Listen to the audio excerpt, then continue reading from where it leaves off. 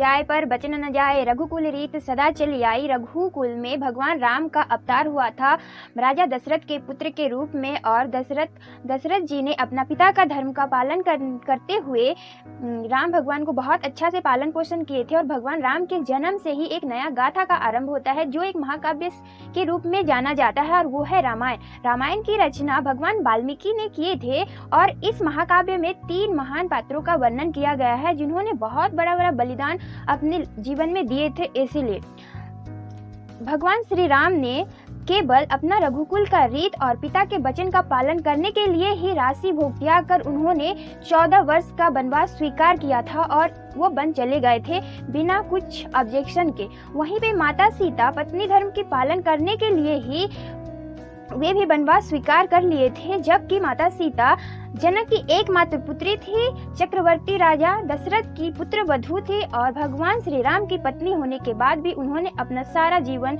को दांव पर लगाया, बलिदान दिया, और इसीलिए आज संसार उनको जानते हैं। तीसरा है भ्राता लक्ष्मण। वे उनको कोई पनिशमेंट नहीं मिला था और वे राज्य में रह के राशि भोग सकते थे, लेकिन भाई राम जो देवता के समान थे उनके लिए वो बन जा रहे थे, तो उनकी सेवा में अपना सारा जीवन उन्होंने भी त्याग दिया था।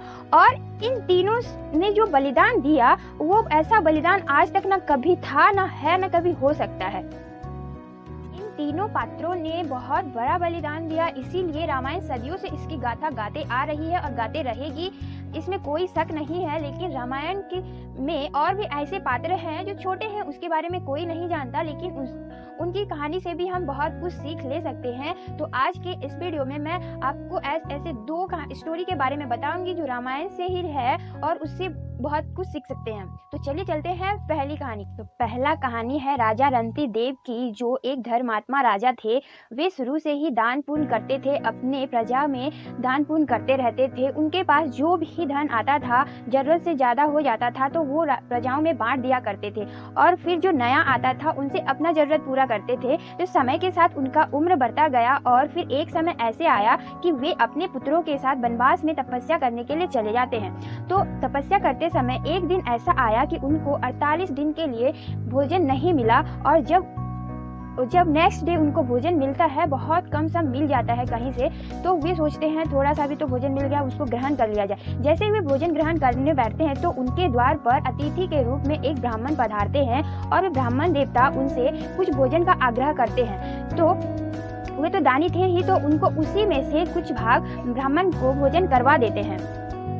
रंती देव ब्राह्मण देवता को भोजन देने के बाद अब वो सोचता है कि जो बचा है उससे मैं ग्रहण कर लूं। जैसे वो खाने के लिए बैठता है तो उनके द्वार पर और एक शूद्र अतिथि आकर पधारते हैं और फिर से भोजन का मांग करते हैं। तो उन्हीं में से बचा कुचा भोजन वे फिर से उनको दे देते हैं, और फिर सोचते हैं जो रहा सहा बच गया अब उससे मैं ग्रहण कर लेता हूँ, बहुत दिन से बहुत भूखा हूँ। तो तुरंत और एक अतिथि आ जाता है और उनको भी भोजन देना पड़ता है, भोजन करवाना पड़ता है, क्योंकि अतिथि एक देवता का रूप होता है और ये वो राजा मानते थे। और उसका पालन करते हुए जो भी बचा कुचा भोजन वो अतिथि को खिला देते हैं, और फिर वो अतिथि चले जाता है। तो भगवान विष्णु उनका ये दयालुता को देखकर मतलब अवतार लेते हैं और उनको देवलोक भेज देते हैं। मतलब अच्छा कर्म का फल अच्छा ही होता है। आप जब कोई बड़ा बलिदान देते हैं ना तो बड़ा सा फल भी मिलता है। ये सीख हमें ये राजा से लेनी चाहिए, और जो भी जरूरतमंद है हमारे आसपास, उन्हें अगर थोड़ा सा भोजन देके उसका पेट भर सकता है तो हमें उनका मदद जरूर करना चाहिए।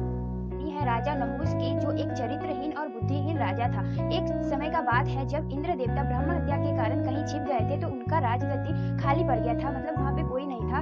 तो अपना बलपूर्वक से जाके वो राजगद्दी पे विराज लिए थे, और वहाँ इंद्रप्रस्थ का सारा धन दौलत और राज्य पर अपना हक जमाने लगे थे। और साथ ही उनका वो चरित्रहीन व्यक्ति था और उसका नजर भी बहुत बुरा था, इसीलिए वो उसका नजर उनका इंद्राणी पर गई, रानी के ऊपर, इंद्राणी इंद्र देवता की पत्नी के ऊपर, और उनसे दुर्व्यवहार करने लगा। और वो बोल भी दिया कि वो उसके साथ संभोग करना चाहता है। और इसी बात से इंद्राणी बहुत क्रोधित होती है और उससे बोलती, अगर तू मेरे से संभोग करना चाहता है तो तू जा, एक पालकी में बैठ के आना, जिस पालकी लड़की को ऋषि मुनि लोग उठाकर मेरे पास लाएंगे। तो वो बुद्धिहीन तो था ही, फिर जाता है जिन्हें लोग भगवान का रूप मानते थे उस समय में, उससे वो नौकरों का दासियों जैसे काम करवाता है और ऋषि लोग से अपना पालकी उठवा कर आता है, जिसमें एक ऋषि थे दुर्वासा ऋषि, जो बहुत ही क्रोधित हो जाते थे और उनका तपस्या का फल बहुत ही गहरा था और एक बार में भगवान उनका बातें मानते थे। वो क्रोधित होते हैं और उसे श्राप देते हैं कि तू धरती पे गिरेगा एक अजगर बनके। इस समय नहुस राजा एक अजगर का रूप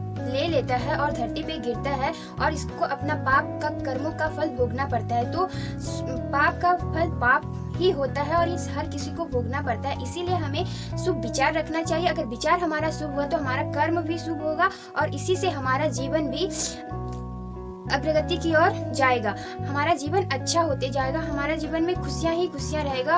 मतलब कोई परेशानी आए तो हम उससे लड़ सकते हैं। कभी भी किसी भी व्यक्ति को, ना नारी को ना नर को चरित्रहीन कभी नहीं होना चाहिए। इसीलिए कहा गया है कि किसी भी पुरुष को किसी के बहन, माता और पत्नी के ऊपर बुरी नजर नहीं डालना चाहिए, क्योंकि अगर आप आज किसी की पत्नी और बेटी के ऊपर बुरी नजर डालते हैं तो कभी आपकी पत्नी, बहन, बेटी और माँ बाहर जाती है, उसके ऊपर कोई और लड़का बुरी नजर डालेगा तो एक आदमी अगर सुधरना शुरू करेगा ना तो ये पूरा दुनिया सुधर जाएगा, क्योंकि एक ही इंसान से परिवार बनता है, परिवार से समाज और समाज से ये राज्य बनता है और इसी से ये धरती बनती है। तो अगर एक सुधरना शुरू किए तो ये पूरा धरती अच्छा की ओर। इन दोनों स्टोरी में से आपको कौन सा कहानी पसंद आया वो कमेंट करके जरूर बताइएगा, और अगर अच्छी लगी होगी ये वीडियो और कोई भी पॉइंट अच्छा लगा होगा तो मुझे कमेंट करके बताइएगा। और bye bye, take care, subscribe करना भी नहीं भूलिएगा।